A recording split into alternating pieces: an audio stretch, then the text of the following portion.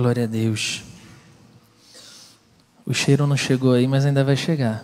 Do nardo que estava dentro do vaso. Aqui tá dando para sentir já. Vitória tá aí? Rega a terra aqui para mim. Faz um fundo. Irmãos, é uma grande responsabilidade que Deus me deu encerrar a conferência com um tema central que Ele quis trabalhar aqui nesses dias. Eu procurei pessoas que pudessem ministrar, que pudessem ter mais prática sobre isso, que estivessem vivendo isso há mais tempo. Mas em quem eu tentei, ninguém pôde. Não foi possível chamar. E eu pensei que talvez Deus pudesse estar querendo que eu pregasse, mas não falei nada.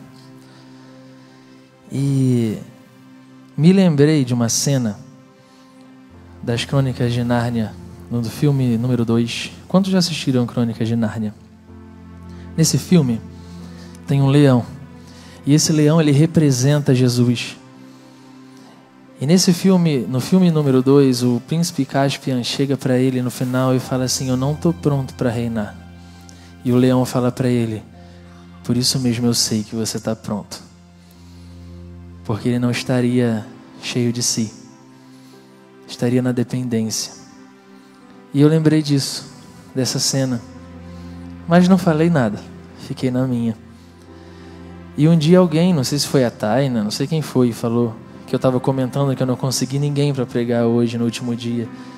Aí falou: quem sabe Deus está querendo que você pregue. Aí eu falei assim: eu já pensei nisso. E lembrei dessa cena. E eis-me aqui, estou aqui.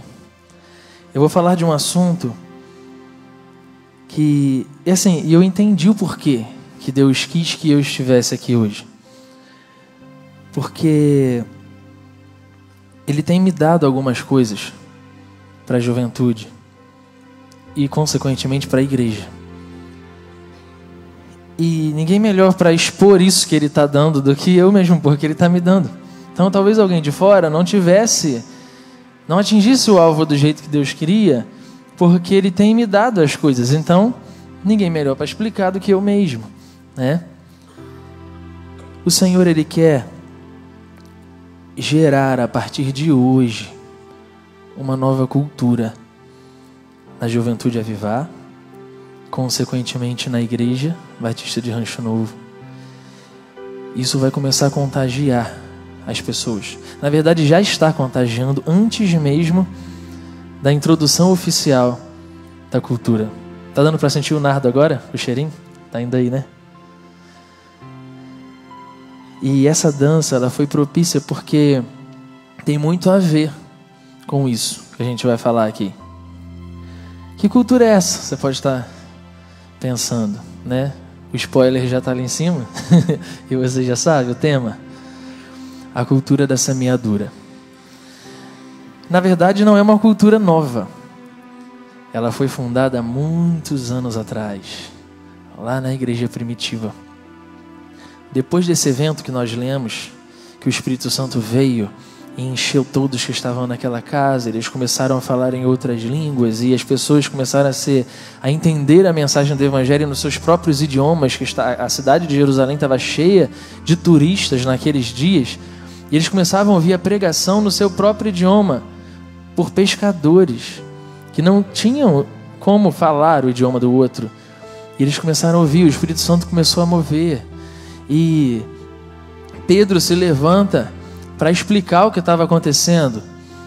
E Deus tinha que usar quem? O impulsivo de todos, Pedro. Às vezes você pode estar aqui pensando assim: o meu jeito é muito difícil, o meu jeito é... Deus quer usar você no seu jeito.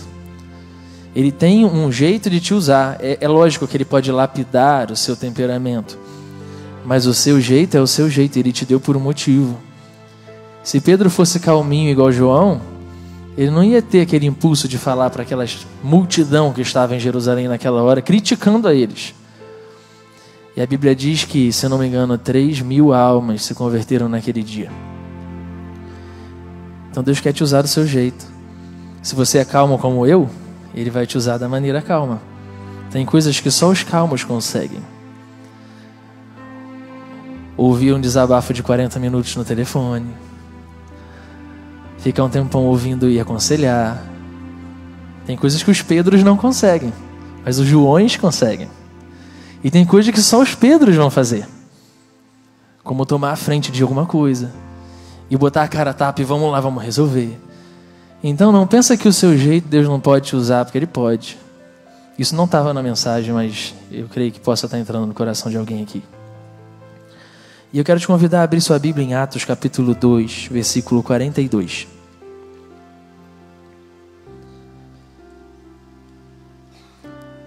Como eu estava falando, essa cultura da semeadura, Deus começou a gerar, sem a gente saber, no ano passado. Quando nós estávamos nos preparando para o Aviva Camp do ano passado, e era em novembro. E quando chegou agosto, só tinha uma família inscrita. Ninguém tinha se inscrito. Nós tínhamos um valor de inscrição, na época, de R$300 por pessoa, para que a gente pudesse pagar tudo. E eu creio que a situação devia estar difícil para todo mundo, e ninguém tinha se inscrito. Só a família do pastor Flávio. Mas ninguém. Nem eu tinha pago ainda. Mas eu iria. Mas eu não tinha pago ainda. E a gente já estava ficando preocupado de como é que vai acontecer. Já é agosto. E nada, as pessoas não se manifestam querendo se inscrever. E nós estávamos, eu, Taina, não lembro mais quem estava com a gente lá, na Conferência Cultura do Céu, que estava acontecendo lá na Nazarena de Nilópolis. E nessa conferência, o valor da inscrição era o valor que Deus direcionasse a cada um, não tinha um valor específico. E nós começamos a ver aquela cultura que o ministério do Davi Fernandes tinha, e a gente achou aquilo muito interessante, muito bonito, e Deus tocou no coração da Taina e falou: tira o valor da inscrição do congresso. O tema do congresso ano passado era Em Chamas. E lá na conferência Deus falou comigo: não tem como vocês queimarem em avivamento, se nem depender de mim vocês conseguem. Tira o valor da inscrição. Quem vai fazer sou eu. E todos iriam ver que foi Deus que fez, porque se todo mundo desse R$10, como é que a gente ia pagar o sítio? Que só o sítio era 8.000. E a gente ficou totalmente na dependência, e ao mesmo tempo eu não me desesperei. Eu senti aquilo que era realmente de Deus, aquilo. E colocamos aquele desafio. Quando a gente anunciou, o povo pirou. Ficou desesperado, né? Teve gente no grupo da liderança da igreja que botou uma carinha assustada, assim, tipo, como vai ser isso? Sem valor definido? E as coisas foram acontecendo. O valor era 300, né, na época. Tinha gente que não tinha condições e só pôde dar 50. Teve gente que pôde dar 500. Teve gente que foi dando... E um foi suprindo o outro. E o de 500 foi suprindo de 50, e foi indo, e foi indo, e foi indo. E chegou. Mas mesmo assim, é sempre com emoção, né? É sempre com emoção, né? Nunca é de molezinha. 4 dias antes do congresso, faltava R$5.000. E eu estava desesperado. Era 7? Não lembro se era 7, se era 5. Eu sei que era muito dinheiro. Faltava, no domingo, e o congresso era na quinta. E eu desesperado, mas ao mesmo tempo sabendo o que Deus ia fazer, porque Deus já tinha revelado para mim e para algumas pessoas o que Ele queria fazer. Deus tinha dado para o Bruninho também algumas coisas que Ele queria realizar lá no sítio. Então eu sabia, bom, se Deus falou o que Ele quer fazer, então o congresso vai acontecer. Agora, de onde vai vir esse dinheiro? Eu estava desesperado, assim, minha carne estava desesperada, meu espírito estava tranquilo, estava uma guerra dentro de mim. Eu devo ter ganhado milhões de barbas brancas naqueles dias por causa do desespero. E Deus iluminou a mente da Taina, sempre ela, né? Bendita mulher que Deus me deu. E para que a gente fizesse um esquema para ajudar nas compras da cozinha dos dias que a gente iria almoçar. E a gente fez uma lista do que faltava comprar. E a gente fez a lista naquele dia. Acho que foi num sábado à noite. Durante a madrugada, a lista inteira estava preenchida. A juventude inteira preencheu tudo. De manhã até carne estava assinada. Tudo.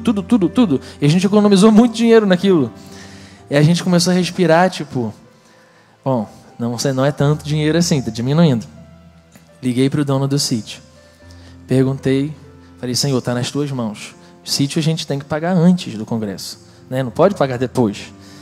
Aí eu falei, conversei com ele, expliquei a situação. E ele falou assim, não, meu filho, pode acertar o que está faltando depois, não tem problema não. Na verdade, depois do que eu descobri, lá no sítio, o caseiro me contou que o dono do sítio nem lembrava quem eu era. O caseiro que falou, não, pode confiar, só que ele nem lembrava, ele deixou, mas ele não lembrava quem eu era. E a gente pôde terminar de pagar o sítio depois. Oi? O que tem? Faltava 1.500 para o sítio. E a gente foi indo, o congresso foi acontecendo, Feijoli ministrou, eu não pude dar a oferta inteira para o Feijoli no dia, eu só pude dar R$100 e poucos só no dia para ele, para a banda inteira. Foram lá para Magé de carro. Falei, Feijoli, depois eu te dou o resto. E a gente foi. E Deus começou a mover. Teve gente, voltando do sítio, que chegou para mim e falou assim, Deus está me inclinando a doar R$1.000 para a juventude. E doou R$1.000. Cheguei aqui, Fernandinho Moquetá chegou com R$500. E falou, vocês são tudo maluco? Vocês são doido? Ninguém normal faz o que vocês fizeram. Ele conseguiu R$500 para a gente lá de doação que eu tinha pedido antes, se ele conseguia com alguém. E foi indo. E as pessoas foram ofertando. E a gente conseguiu ir pagando o Feijoli. A gente pagou o sítio. A gente foi pagando tudo. E no fim das contas sobrou R$75. E a gente viu Jeová Jireh agiu mesmo. E a gente falou, bom, a partir de agora sempre vai ser assim. Por mais desespero que eu possa ter nas vésperas, porque nunca é tranquilamente, sempre tem emoção. E algo muito interessante começou a acontecer na igreja depois disso. Pessoas começaram a ofertar. Deus começou a direcionar. Esse ano, teve gente que ano passado ofertou pouquinho para ajudar. Na reta final a gente jogou um apelo para a igreja, quem pudesse ofertar algo. Teve gente que ofertou pouquinho ano passado e esse ano falou, olha, Deus me abençoou tanto ano passado, com aquela semente que eu plantei na juventude. Esse ano eu quero abençoar vocês, mas eu quero abençoar melhor. E a pessoa doou R$600, sem a gente pedir. Aí depois chegou outro irmão da igreja, que nem jovem é. Esse que ofertou também não é jovem, não vai estar lá. Deus mandou ofertar. E o outro chegou, olha, tem uma oferta que Deus está mandando dar, R$150, e deu. E Deus está levantando pessoas da igreja para fazer isso. E Deus começou a direcionar eu e Taina a começar a semear. E a gente vai falar aqui um pouco do que acontece e tudo mais, mas assim, Ele começou a direcionar a gente a semear precisando da semente. Porque semear você tendo sobrando é fácil. Mas você semear precisando daquela semente é muito difícil. É uma luta interna muito grande. E eu vou contar mais à frente o que Deus mandou fazer e o que Ele fez depois. A colheita que veio com aquela semente que a gente deu de sacrifício. Às vezes Deus pede os Isaques pra gente. Abriu aí? Atos capítulo 2, 42 até 46.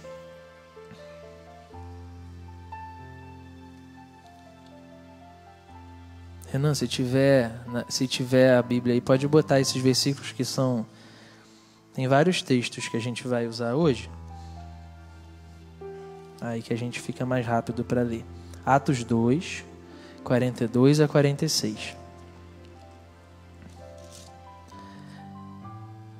E perseveravam na doutrina dos apóstolos. Como eu falei, isso aconteceu depois, tá? Do derramamento do Espírito Santo, a pregação de Pedro e tudo mais. E perseveravam na doutrina dos apóstolos, e na comunhão, e no partir do pão, e nas orações. E em cada alma havia temor, e muitas maravilhas e sinais se faziam pelos apóstolos. Todos os que criam estavam juntos, e tinham tudo em comum. vendiam suas propriedades e fazendas e repartiam com todos, segundo cada um tinha necessidade. E perseverando unânimes todos os dias no templo e partindo pão em casa, comiam juntos com alegria e singeleza de coração.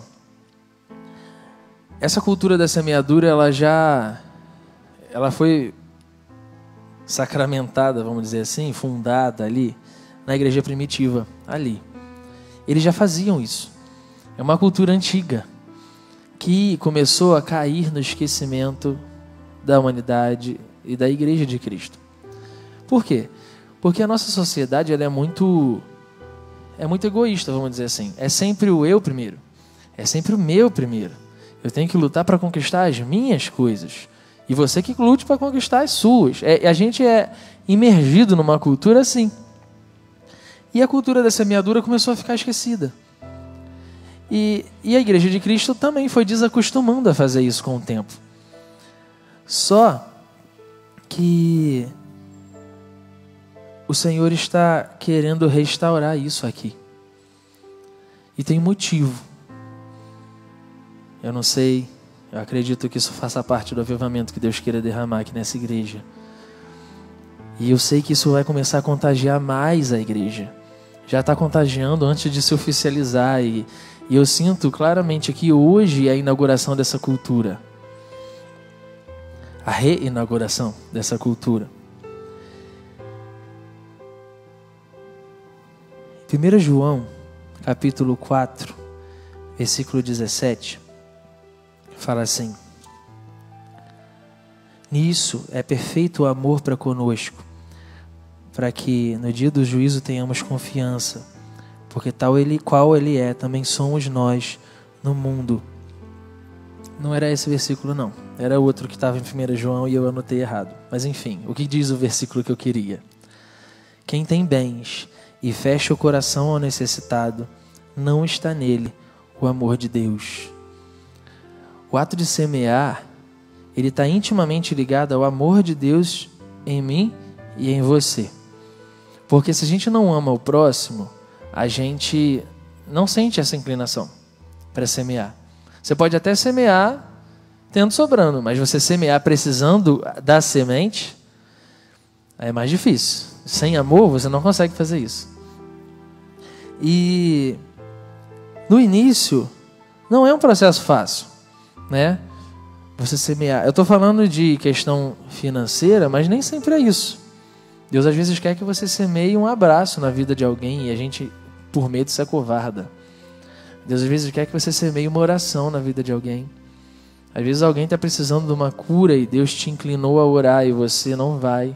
A gente não vai porque tem medo, né? A semente pode ser várias formas diferentes, não é sempre dinheiro. E como eu falei, ainda mais quando você não tem, quando você tem pouca semente. 1 Reis, capítulo 17, conta a história de uma mulher. 1 Reis 17, 8. Que Deus pediu para ela uma semente que ela precisava comer. 1 Reis 17, capítulo 8, versículo 8. De 8 a 16. A viúva de Sarepta. Então veio a ele a palavra do Senhor dizendo: levanta-te.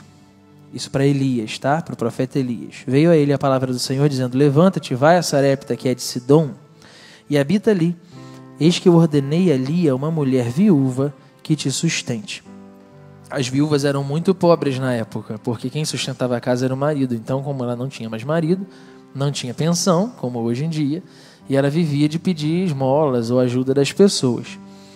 Então, Elias se levantou e foi até Sarepta, e chegando à porta da cidade, eis que estava ali uma mulher viúva, apanhando lenha, e ele a chamou e lhe disse: traze-me, peço-te, numa vasilha um pouco de água que beba. Indo ela buscá-la, ele chamou e lhe disse: traze-me agora também um bocado de pão na tua mão. Porém ela disse: vive o Senhor teu Deus, que nem um bolo eu tenho, senão somente um punhado de farinha numa panela e um pouco de azeite numa botija. E veis aqui, eu apanhei 2 cavacos de madeira e vou prepará-lo para mim e para o meu filho, para que nós comamos e morramos. E Elias disse: não temas, vai, faze conforme a tua palavra. Porém, faze disso primeiro para mim um bolo pequeno e traze-mo para fora. Depois farás para ti e para o teu filho.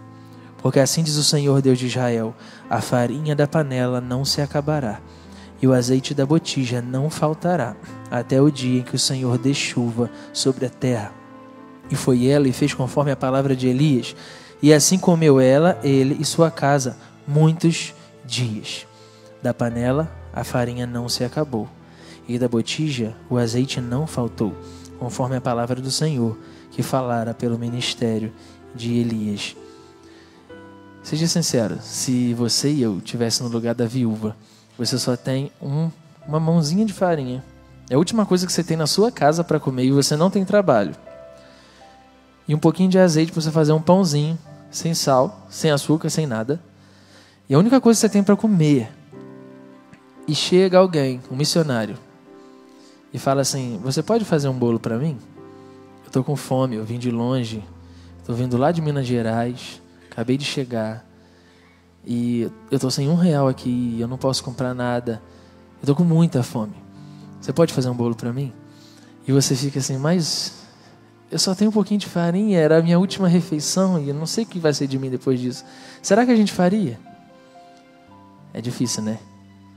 É muito difícil a gente poder semear precisando da semente. Só que quando a gente faz isso, quando Deus pede o nosso Isaac,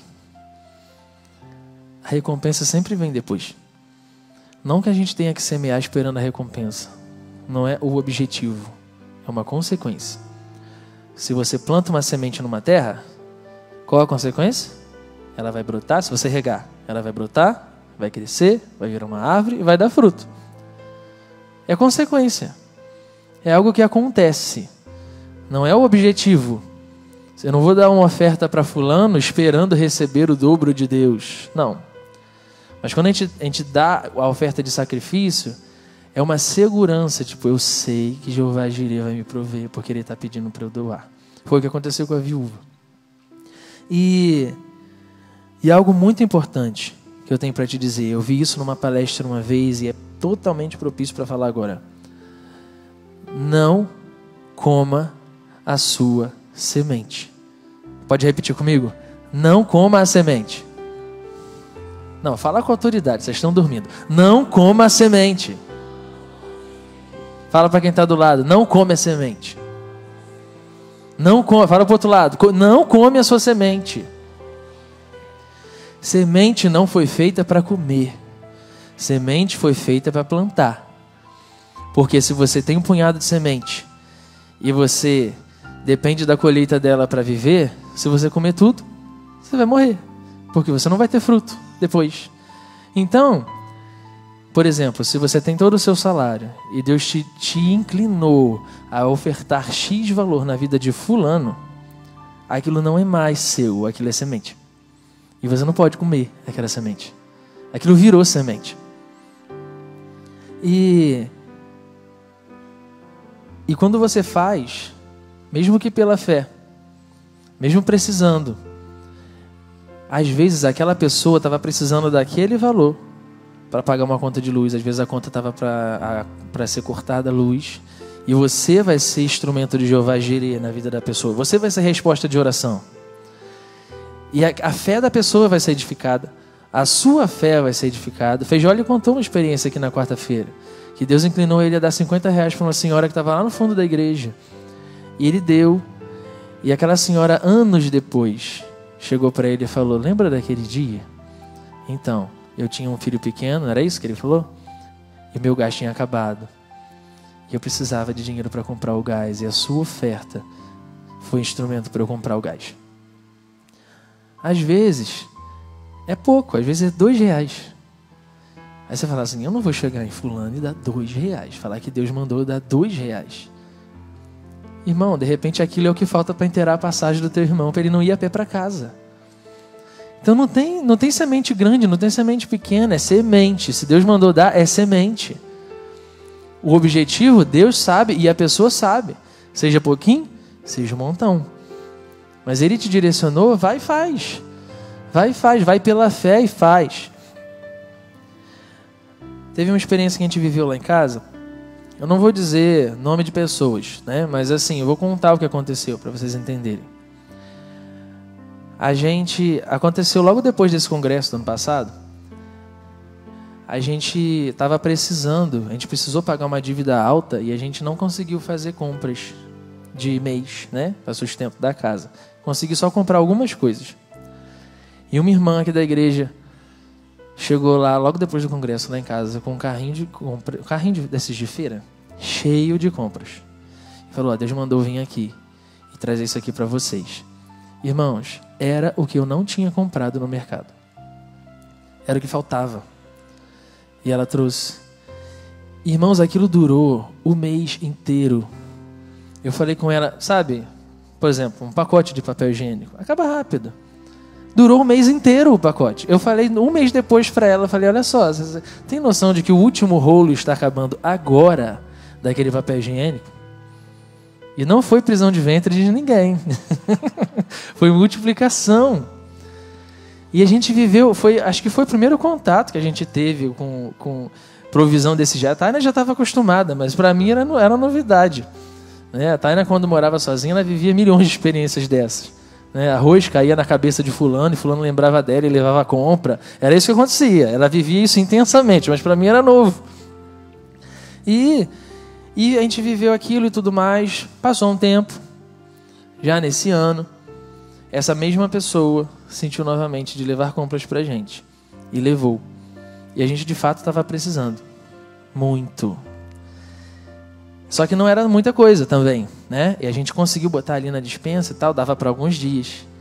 E Deus direcionou a Taina, sempre a Taina. Você vai pegar metade do que você ganhou e você vai dar para fulana. A Taina olhou pro armário. Falou: meu Deus, o que tem aqui para eu dar? As coisas estão abertas. Tipo, metade num saco de farinha, um saco de açúcar com pregador. Como é que eu vou fazer? Mas Deus estava mandando, ela fez. Pela fé, precisando da semente, o Isaac lá. E ela foi pegando, dividiu tudo no meio. 6 ovos. Eu vou dividindo tudo. E deu. E essa família, a gente sabia que naquela ocasião estava precisando mesmo de ajuda, de provisão desse sentido. E olha o incrível, quando a semente chegou nessa família, a pessoa que recebeu a semente, Deus mandou ela pegar uma parte e dar para outra pessoa. Ou seja, a semente foi passando. Todos precisando e Deus mandou dar. E pergunta pra gente, pergunta para essa família se faltou alguma coisa. E eu acho que foi um mês depois, um irmão da igreja chegou lá em casa com bolsas e bolsas do Atacadão. Tipo, 4 bolsas cheias de compra. Eu olhei e fiquei assim: como assim? Ele recebe que é de Deus. Ele abriu a mala do carro e foi pegando as bolsas. Caixa fechada de carne de hambúrguer. E coisa, compra mesmo, de um mês. Fralda, até fralda ele deu. A gente ficou assim: meu Deus. Ou seja, aquela pequena semente de metades que Deus pediu, a de sacrifício, virou uma colheita tão grande. A gente não esperava aquilo. A gente pôde abençoar de novo essa família depois, com uma parte do que Deus deu. O que eu estou falando? Deus começou a conduzir a gente nisso. E eu sei por quê. Eu sei por que Deus permitiu o tempo de escassez lá em casa para que a gente precisasse da provisão. Por quê? Ele queria que a gente aprendesse a semear na escassez. Por quê? Porque ele tinha algo a fazer na juventude, na semeadura. E ele tinha algo a fazer na igreja, na semeadura. E a gente não poderia passar isso para ninguém se a gente não vivesse. Então, foi o propósito de Deus. Por isso que eu falei, estou aprendendo. Porque na hora que eu preciso da semente, também meu coração fica pesado. Eu fico: meu Deus, e a conta tal que eu tenho que pagar? Eu vou ter que tirar isso tudo para dar para fulano. Mas só que aquilo virou semente. Eu vou ter que dar. E eu sei que Deus vai prover. Não é o objetivo, é a consequência. E como eu falei, não importa o que Deus mandar você semear daqui para frente, na vida de alguém, seja lá o que for. Como eu falei, você pode semear um abraço, você pode semear uma palavra, uma oração para alguém chorando no ônibus. Você pode semear dinheiro. Você pode semear compras. Oi? Não entendi. Enfim, você pode semear um monte de coisa. O que Deus mandar. Por quê? Pode não ter lógica para você, mas para a pessoa que vai receber a semente tem lógica. Você pode pensar, mas aquela pessoa que está chorando, aquela mulher que está chorando ali no banco da frente do ônibus, ela nunca me viu, ela vai achar que eu sou maluco. Vou chegar nela e vou orar. De repente é a sua oração que vai impedir que ela se suicide quando chegar em casa. E aí? É uma oração. Eu lembro uma vez, eu estava na estação de trem. Eu estava para ir para o Radical, que é um acampamento que simula a igreja perseguida. E a gente é muito confrontado no Radical. E eu estava indo trabalhar no Radical. Ou seja, eu iria confrontar quem estava sobre a conduta cristã. E eu estava na estação de trem, uma mulher chorando muito na estação, antes do trem chegar. E aquele negócio me incomodando. Vai nela, ora com ela. E aquilo relutando dentro de mim. E eu esperando. Mas aquilo corroendo. E Deus falou comigo assim, como você vai confrontar alguém se você não consegue me obedecer? Que tipo de crente é você? Vai nela. Aí pronto, né? Depois dessa, a gente tem que ir. Aí eu fui chegando perto e a mulher chorando. Muito, muito, muito. Ela entrou no trem e eu entrei no mesmo vagão dela. Aí eu cheguei nela. Aí eu falei, eu posso fazer uma oração por você? Ela, pode. Aí eu botei a mão no ombro dela e orei no ouvido dela, só para ela ouvir. Irmãos, a mulher começou a gritar, chorando dentro do trem. E eu fiquei, meu Deus, as pessoas vão pensar o quê? Que eu estou falando o quê no ouvido dessa mulher? Que ela está berrando aqui dentro. Ela começou a chorar muito, e eu orando no ouvido dela, tentando ser discreto, e a mulher começou a gritar dentro do vagão, e eu fui orando e tal. Depois eu descobri que a mãe dela estava muito doente, ela estava muito preocupada e tudo mais. Mas assim, por mais que eu tivesse relutado, eu obedeci ali. Foi uma semente, foi uma oração que Deus mandou fazer. E eu creio que isso possa ter trazido algum tipo de refrigério para ela naquela hora, senão Deus não mandaria eu fazer, né? E nem pagar esse mico da mulher gritando no trem, mas valeu a pena. Valeu a pena. E como eu falei, às vezes a sua semente é pequenininha, às vezes Deus vai mandar você semear uma coisa pouquinha, uma coisa pequenininha que você fica assim, é tão simples, é uma coisa tão pequena, R$2, R$1. E Deus me deu algo na noite de quarta, quando o Feijó estava pregando, que basta uma gota de água para regar uma terra e fazer uma semente germinar. Se você pegar um feijão, colocar no algodão e pingar um pouquinho de água ali, vai passar alguns dias e ele vai brotar. Precisa de um pouquinho de água. Às vezes a sua entrega, de pouquinho que seja, vai ser o que vai regar a terra daquela pessoa, vai ser o que vai gerar fé no coração dela, vai ser o que vai alavancar ela para viver uma nova fase na vida espiritual, vai ser talvez uma resposta de oração e ela vai ver a ação de Jeová Jireh através de você, do Deus que provê através de você. Um abraço, uma palavra pode mudar a vida de alguém. E os ousados, eles têm mais chances de ver milagres. Guarda essa frase, os ousados têm mais chance de ver milagres. Lá em Lucas, capítulo 8, 43 e 44, a gente vê a história da mulher do fluxo de sangue. E tinha muita gente em volta, vendo Jesus, encostando em Jesus, ouvindo Jesus falar. E aquela mulher foi ousada, ela fraca, 12 anos perdendo sangue. Imagina você perdendo sangue 12 anos, você deve estar fraco, com anemia, falta de ar. Tontura. Quando você doa meio litro de sangue para doar lá no hemorrio, você já fica tonto. Imagina você perder sangue por 12 anos. Não há medula óssea que consiga repor isso tão rápido assim para você ficar bem. E aquela mulher foi ousada. Ela falou, se eu tocar nas vestes de Jesus, eu vou ser curada. E ela foi. Fraca, mas foi, venceu a multidão, conseguiu vencer a multidão, como eu não sei. Ela deve ter se arrastado por baixo, não sei o que ela fez, mas ela conseguiu romper a multidão e conseguiu encostar. Ela podia ter chegado, já que ela chegou perto, ela podia ter tentado falar com ele, né? Mas não, ela se contentou em fazer o que ela se propôs a fazer. Ela foi tocar na veste de Jesus. E ela tocou. Quando ela tocou, a Bíblia diz que imediatamente saiu virtude de Jesus e aquela mulher foi curada pela fé dela. ela viu um milagre. Quantas pessoas deviam estar naquela multidão querendo um milagre e estavam só olhando, vendo, como espectadores? Quem você quer ser na caminhada cristã? Os espectadores ou a mulher do fluxo? Aquele que vê as coisas acontecerem ou aquele que vai e vive o milagre? Aquele que vê as pessoas contando testemunho de cura, de provisão, ou aquele que foi e foi instrumento e viu o paralítico levantar? Estou falando isso para mim também.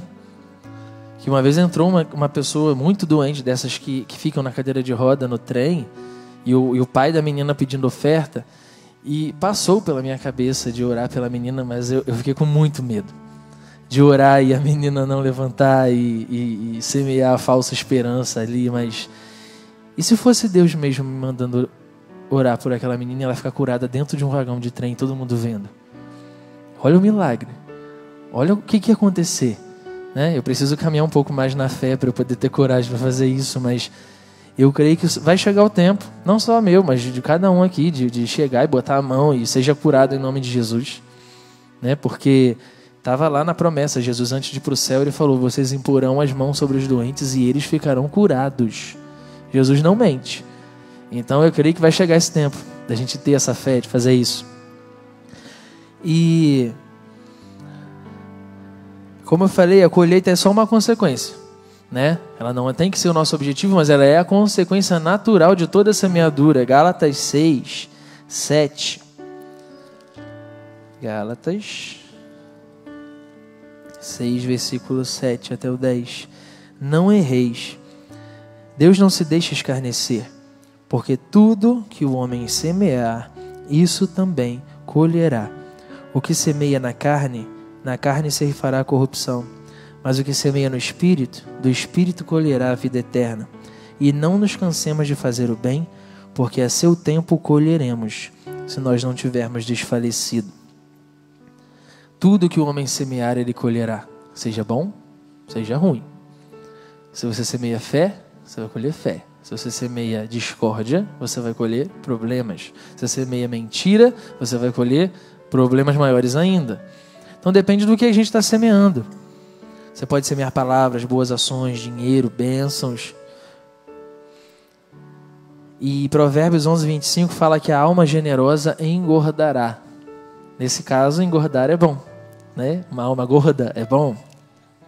Que sejamos almas obesas.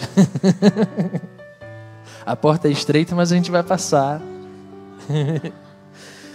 A alma generosa engordará, ou seja, é consequência. Por que é consequência? 2 Coríntios 9 fala que ele dá a semente ao que semeia. Ou seja, se você é um semeador, ele vai te dar mais semente. Por quê? Porque você vai semear mais. Você vai poder alcançar mais pessoas. Ele vai te dar mais. E você vai conseguir alcançar mais pessoas. Ou seja, não é pecado ser rico, porque se Deus deixa você ser rico, é porque Ele quer que você semeie mais do que o outro que não é. E se você... Isso é um princípio. Eu fui num curso uma vez de um homem que é muito rico, muito rico. E ele era um curso para aprender a ganhar dinheiro. E esse homem, um dos princípios que ele deu é doe. Ele é cristão, ele jogava os princípios, a gente sabia que era da Bíblia, mas quem não era crente não sabia. Mas era princípio bíblico, a gente sabia que estava lá. E ele falando, 10% da tua renda você tem que doar. Tem gente que doa para a igreja, aí eu pesquei. Tem gente que doa para alguém, tem que doar. Ele estava pregando para não crentes, ele estava ministrando a palestra para não crentes ali. E ele falou assim, como se explica quem doa tem mais do que quem não doa? Ele falou isso lá. Ninguém explica. Mas acontece. Ele falou isso para todo mundo ouvir. Mais de 1000 pessoas. Só Deus explica isso. E é fato. Se você doa, você tem mais. E é princípio. Está aqui. Ele dá a semente ao que semeia. Se você semeia, Ele vai te dar mais. Como eu falei, não tem que ser nosso objetivo. Eu vou semear para um monte de gente porque eu quero ficar rico. Não. É consequência. Você começa a semear e vai te dando mais, porque Ele sabe que você não retém. E você vai abençoando mais gente. E Deus vai direcionar. E você vai conseguir dar sementes maiores, porque você tem mais. E Ele vai te direcionar, dá X coisa para tal fulano. Abençoa projeto missionário lá não sei aonde. paga a viagem para fulano, porque fulano tem uma chamada missionário para ir, não tem dinheiro. E você começa a ter recurso para isso, porque você é um canal. E ele vai te dando mais, porque você é canal. Quantos querem ser canal aqui? Que a gente seja canal de bênção na vida das pessoas, que a gente seja resposta de oração na vida das pessoas.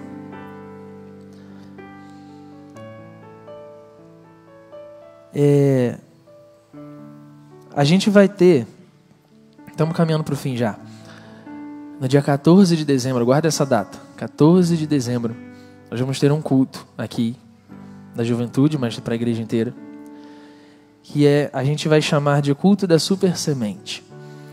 Eu vi isso numa pregação do Brunão Morada e aquilo queimou dentro de mim, para que a gente pudesse passar a fazer isso todo ano na juventude. E eu creio que isso também vai começar a contagiar a igreja. Não sei se eu contei para o pastor isso, não lembro. Como é esse culto? O que seria isso?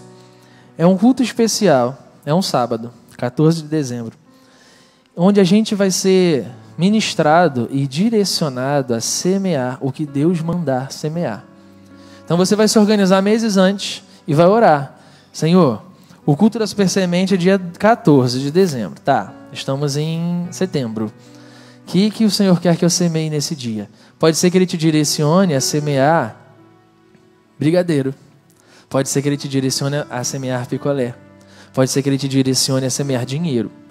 E você vai chegar aqui e Ele vai te direcionar. Vamos supor que Ele te mande guardar R$1.000. Aí você vai guardando. Guarda e traz. E aqui Deus já fala, ó, 200 é para fulano, 300 é para fulano, 200 é para fulano, 250 é para fulano. E você vai começar a semear por direcionamento, não é às cegas. E nada vai ser à toa. Por exemplo, se você vai semear um brigadeiro, é um doce. Você não vai dar um brigadeiro.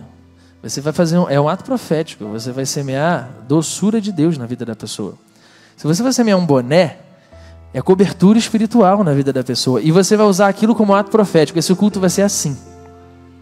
E eu creio que a gente vai ter muito testemunho nesse dia.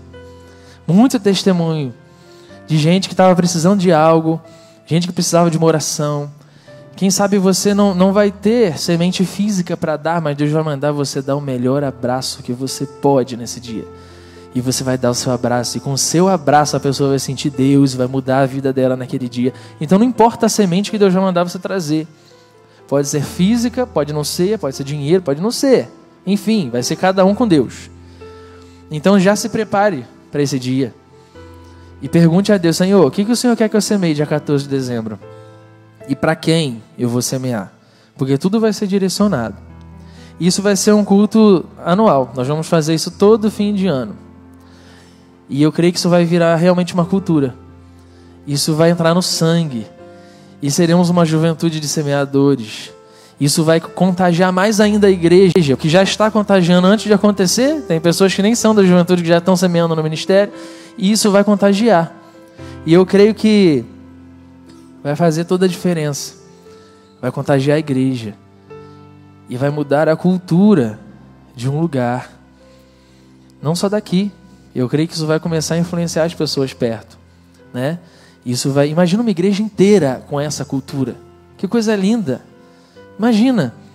Você vem para cá aflito porque o seu gás acabou. E o irmão lá do outro lado chega com o dinheiro do gás. Ó, Deus mandou te dar isso aqui. Olha que coisa linda. Jeová Jireh ali, ó, liberdade de agir, porque todo mundo está sensível. Vai ser uma coisa linda. E eu creio que Deus está querendo instituir isso aqui. E eu falei, Tânia, você tem noção do peso da responsabilidade que Deus está querendo mudar uma cultura através da gente? Através da juventude? Deus está dando essa chave na nossa mão. E coloca em prática, porque eu quero fazer aqui, no Rancho Novo. Eu quero fazer nessa igreja. Começa a fazer, porque eu quero fazer aqui. Eu vou contagiar as pessoas. Eu sei que Ele vai contagiar. Não me pergunte quando, não sei. Eu sei que vai contagiar. E a igreja vai ser contagiada de maneira geral por isso. Isso vai virar cultura dessa igreja. Amém? Você recebe isso em nome de Jesus? Eu creio nisso. Eu creio nisso de verdade. Não há dúvida na minha fé com relação a isso. Agora, o que precisa ser gerado em nós para que isso aconteça? Será que é amor? Como eu falei, a semeadura é motivada por amor, né? Será que falta um pouco de amor ao próximo?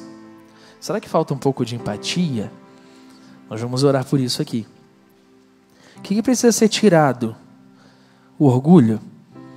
O orgulho de dar, o orgulho de receber, porque tem gente que é orgulhoso e não gosta de receber semente. Quem sou eu? Vou receber esmola de fulano? Tem gente que é orgulhoso. É orgulhoso de ser pobre, é orgulhoso de não ter. E não abre a mão ali.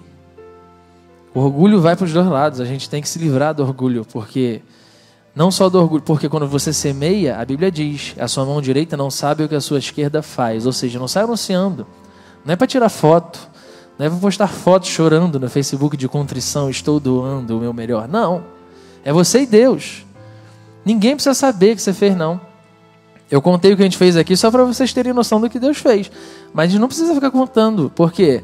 Se Deus está vendo que você está se orgulhando, Ele vai parar de te usar para isso. Porque Ele não quer semeador orgulhoso, Ele quer semeador humilde. São esses que Ele gosta de usar. E orgulho, o egoísmo, o medo de ir lá e fazer, ir lá orar pela pessoa dentro do trem. Então, eu quero te convidar a orar. Quem sabe você sente alguma dificuldade em alguma dessas áreas aqui que eu falei. Talvez falta de amor ao próximo, mas você quer romper com isso, você quer abrir teu coração para se tornar disposto a ser um semeador. Eu quero te convidar, se você sente que alguma coisa precisa melhorar em você, para você ter essa coragem, a sua ousadia de começar a estar sensível a Deus para semear o que quer que seja que Ele queira, se você sente que algo precisa mudar, vem até a frente, nós vamos orar. Nós vamos orar e nos colocar diante de Deus aqui para que Ele venha virar a chave dentro da gente e nos tornar verdadeiros semeadores. Não importa o que seja que precisa mudar, ninguém vai te perguntar o que é. Mas se sente que algo precisa mudar para que você consiga, vem aqui, vem até a frente, nós vamos orar juntos. Eu me coloco aqui também, porque eu quero me livrar do coração apertado quando eu preciso da semente.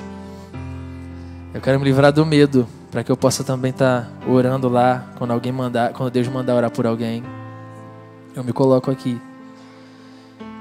Eu preciso também de mudança em áreas da minha vida, porque, como eu falei, eu estou só aprendendo e eu sei que Deus tem mais. Eu sei que Ele tem mais e tem coisas que eu preciso romper para eu conseguir ir nesse mais. Mais alguém? Pode vir. A gente vai estar orando e pedindo a Deus que Ele rompa na nossa vida isso. Que Ele rompa essas coisas dentro de nós. Senhor, eu quero te agradecer por esse momento. Eu quero te agradecer por essa palavra que o Senhor me deu. Eu quero agradecer pelo que o Senhor está começando a fazer hoje, dia 20 de julho de 2019. Aqui nessa igreja. Aqui nessa juventude, nessa igreja de maneira geral. Senhor, eu creio que hoje está descendo do céu essa cultura e sendo instalada nessa igreja. Eu creio nisso. Vai começar em nós, mas isso vai contagiar, eu tenho certeza, porque foi o Senhor que deu essa certeza. Senhor, nós precisamos romper com áreas na nossa vida. Nós estamos aqui na frente, pessoas ficaram sentadas, mas quem sabe também precisam romper, mas não quiseram vir. Tu sabes, Tu conheces nosso coração. E eu peço que o Senhor venha romper em nós o medo de Te obedecer e fazer coisas loucas que o Senhor mandar fazer, coisas que parecem não ter nexo, mas para o Senhor tem, para a pessoa tem, e a gente tem dúvidas e não vai. Senhor, tira de nós o medo em nome de Jesus. A palavra diz que o verdadeiro amor lança fora o medo, que o Teu amor venha sobre nós. Vem com o Teu amor sobre nós, enche-nos com o Teu amor. Senhor, em nome de Jesus, faz um download espiritual, instala o amor dentro de nós, de uma vez por todas, em nome de Jesus.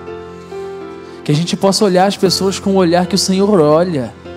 Que a gente possa olhar com compaixão, com empatia, com amor de verdade, como o Senhor vê. Muda o nosso olhar, Senhor. Que não seja mais olhar de desprezo, que não seja mais olhar de rejeito, mas que seja olhar de amor. Senhor, tira de nós o orgulho de não receber as sementes, o orgulho de querer se sentir alguma coisa, quando a gente está semeando alguma coisa para alguém. Tira de nós isso, em nome de Jesus. Isso não vem de Ti. A palavra diz que o Senhor abate os orgulhosos, os soberbos. Não queremos ser abatidos, nós queremos ser usados. Tira de nós o orgulho, tira de nós a soberba. Senhor, em nome de Jesus, visita quem está lá em casa, na transmissão online, está no seu trabalho, está orando com a gente. Visita lá também, tira o que precisa ser tirado. Senhor, esse vídeo pode alcançar o mundo inteiro, não sabemos quem vai assistir isso. Senhor, traduz para quem não entende português, para que possa entender isso. Que essa cultura comece a se espalhar pelo mundo, pelo planeta, em nome de Jesus, e volte a fazer parte da igreja de Cristo, como era no original, Senhor. Tira de nós, Senhor, toda inclinação para o pecado, todo desejo de comer a semente, Senhor. Tira de nós isso. Que a gente tenha o discernimento para entender o que é nosso e o que virou semente. O que é nosso e o que o Senhor mandou doar. Senhor, para que a gente não coma as sementes, porque senão nós não vamos ter as colheitas que o Senhor tem para dar depois. Senhor, nos ajuda a não comer as sementes. Senhor, eu te peço, muda aí dentro de nós tudo o que precisa ser mudado nessa noite. Gera essa nova cultura, Pai.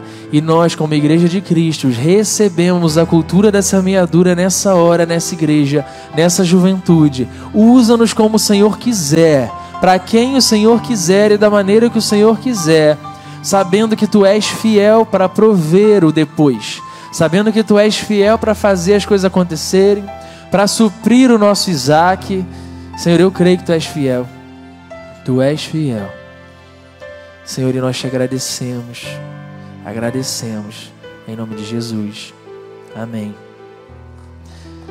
Aplauda ao Senhor.